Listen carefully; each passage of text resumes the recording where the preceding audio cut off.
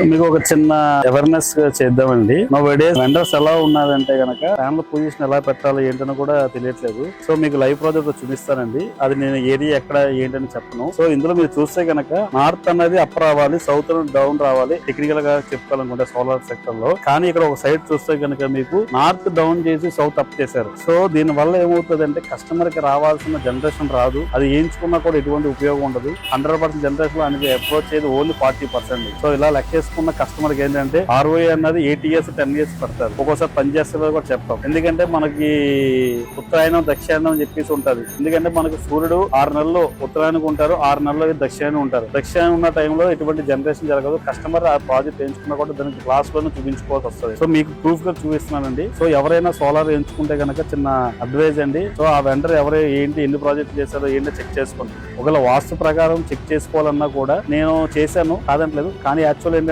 North side కాకుండాను east కి west కి ఒక 60 అడుగు కానీ ఎంతైనా ఒక తగ్గించుకున్నా కూడా వాస్తు పరంగా సెట్ చేయొచ్చు. కానీ ఇక్కడ చూస్తుంది ఏంటంటే కనుక ఆల్మోస్ట్ ఆల్ కస్టమర్ కి నార్త్ డౌన్ చేసి సౌత్ అప్ చేశారు. సో దీని వల్ల ఏంటంటే కస్టమర్ అనేది చాలా లాస్ అవుతారు. సో ఇది జస్ట్ అవేర్నెస్ ప్రోగ్రామ్ అండి. నేను ఒకరికి ఇంచపరచడానికి లేదు. మార్కెట్ లో ఇలా జరుగుతున్న విషయం అడుగు తెలియాలనే ఉద్దేశంతో నేను వీడియో చేస్తున్నాను. సో ఎవరైతే కస్టమర్స్ ఉన్నారో చూస్ ద రైట్ పర్సన్.